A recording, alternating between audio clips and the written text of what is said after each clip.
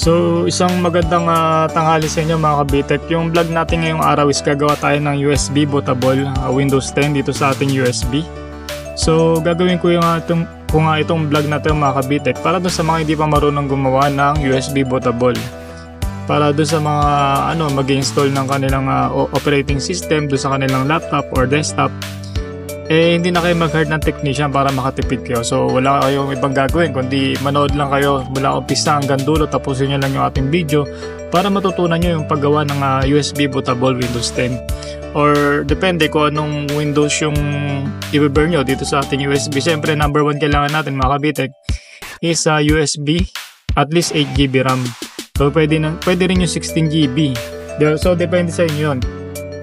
So pangalawang kailangan natin is Rufus. Siyempre Rufus magda-download tayo sa Google mamaya. And then ISO file.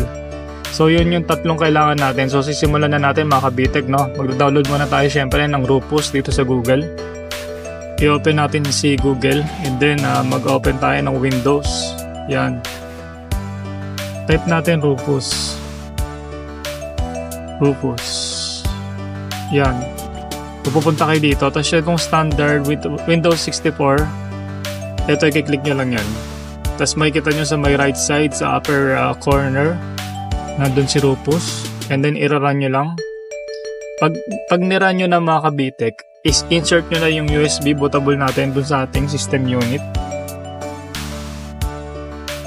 Yan, ayan, nabasa na ni Rufus yung ating Windows, yung ating USB. So ito siya, 8GB. So, eto nga pala mga kabitek, meron nga pala akong ISO file dito na nakasave sa aking sa aking hard drive. So, select ko lang siya. And then pupunta ako dito sa this PC. Tapos dito sa aking one touch, ito yung hard drive ko, open ko lang. So, dito sa ISO file, dito ko siya sinave. And then itong March 2022 21H2 version ng Windows 10. May MS Office 2021 na kasama yun, open ko lang. So yan, antayin lang natin mabasa niyo yung ISO file natin. So hanggat habang binabasa ni Rufus yung ating ISO file, punta mo tayo sa Google, tuturo ko paano mag-download ng ISO file. So dito mga kabitek, punta kayo sa may Get into PC sa pinakauna.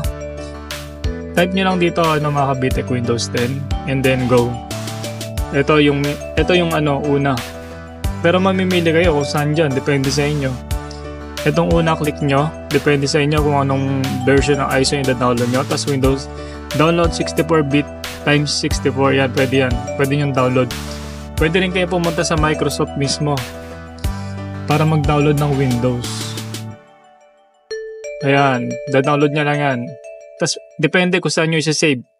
Kung saan nyo sinave, doon kayo pupunta syempre para makuha nyo yung ISO. Ayan. Dito sa device, ayan yung natin, yung USB boot selection.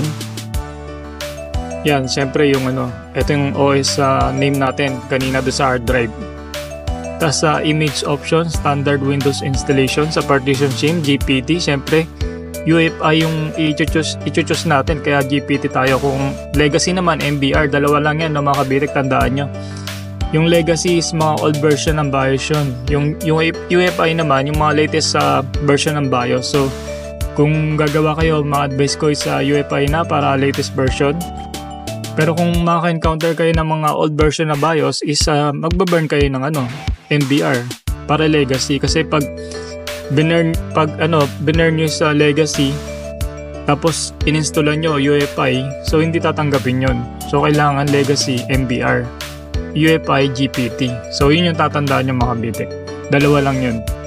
Plus volume level, depende sa inyo kung anong ipapangalan nyo rito. Lalagay ko rito Windows 10. MS Office 2021.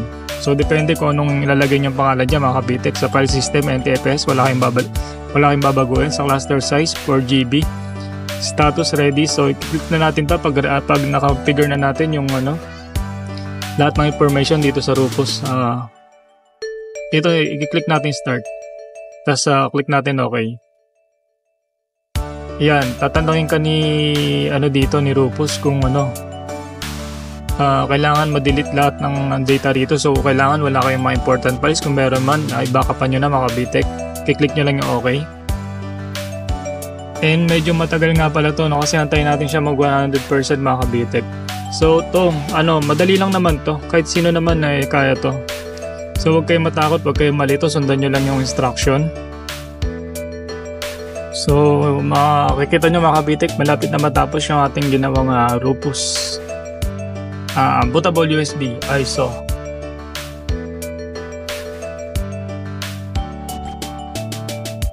So ito mga kabitek, 100% na yung ating ginawang bootable USB dito sa Rufus.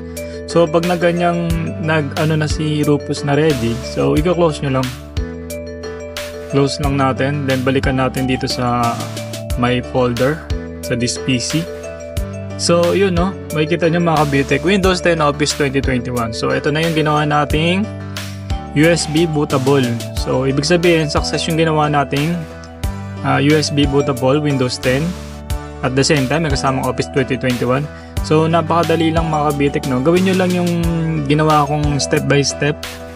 So hindi nyo na kailangan mag-hire ng technician. So kayang-kaya nyo nang gawin. Do it at your own. Sa bahay nyo, kayang-kaya nyo yan. Tatlo lang kailangan nyo provide mga kabitek, USB and then Rufus. Dun sa Google nada-download yun syempre, and then ISO file. So yung tatlo lang yun, makakagawa na kayo ng bootable USB. So yun lang mga kabitek, sana nag-enjoy kayo sa ginawa kong video and sana may natutunan kayo, nag-benefits kayo. At sana mga kabitek, kung nag-enjoy kayo at nag-benefits kayo sa ginawa kong video, so sana like, share, and subscribe para sa mga gagawin ko pang video is updated kayo. So next video ko nga pala mga kabitek, install natin to sa ating laptop. Itong ginawa nating Windows USB bootable, so Windows 10. So kita-kits tayo sa next nating video. Maraming salamat sa panonood.